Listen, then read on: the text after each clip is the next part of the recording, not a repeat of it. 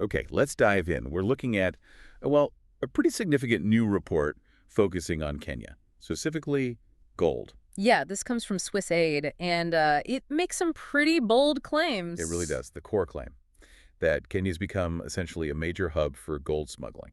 Kind of funneling gold out of the region, but off the official records. And the numbers they start with are, frankly, startling.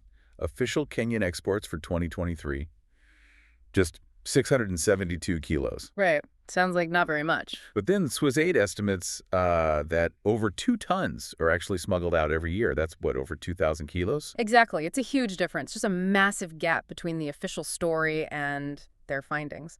So how does the report say this actually happens? What's the alleged mechanism? Well, it describes raw gold, often, sourced from difficult places like conflict zones like South Sudan, the DRC, maybe even Sudan, given the situation there, Okay. being trafficked into Kenya. But crucially, through undeclared routes, it just doesn't hit the official import logs. So it arrives under the radar, Yeah. and then, Then the report suggests it gets repackaged, maybe minimally processed, enough to look like it originated in Kenya. and shipped out as local Kenyan gold, destination, often Dubai, according to the report. Dubai seems to be a key hub mentioned, yes. And the clever bit, or the revealing bit, is this. Go on. While it disappears from Kenya's export data, it often does appear on the import data of the destination countries.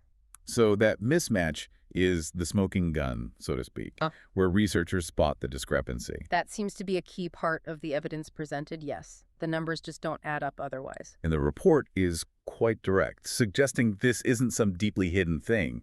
It uses the phrase right under the nose of the current government. It does. Now, obviously, we need to be clear here. We're reporting on the report's allegations. We're not confirming them ourselves. Absolutely, just relaying what Swiss Aid has published. And they bring in more context. They point out Kenya's official gold exports have outpaced its own domestic production figures for years now. Which lends weight to the idea that gold must be coming in from elsewhere, right? From neighboring countries. Precisely.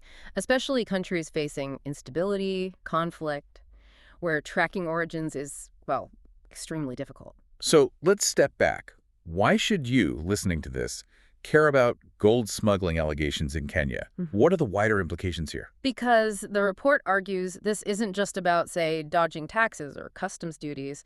It connects this trade directly to funding instability. How so? The claim is that this illegal trade in minerals, especially from conflict zones, provides major funding for armed groups, for criminal networks. It fuels conflict. So it's not just an economic issue.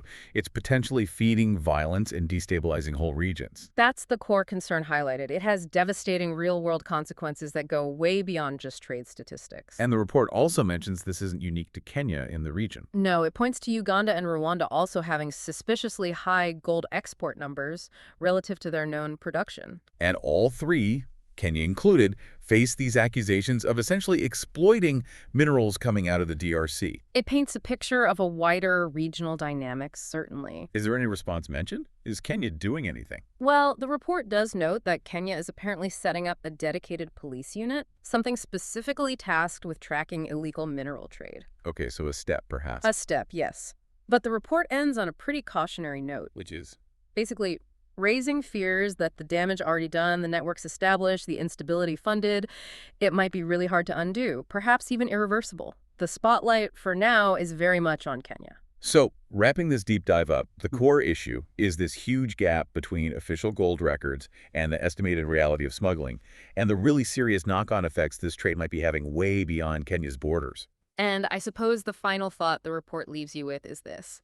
Considering the scale described, the complexity, the alleged links to conflict, is a new police unit going to be enough? Will it truly disrupt these networks and their impact? Something to definitely keep an eye on.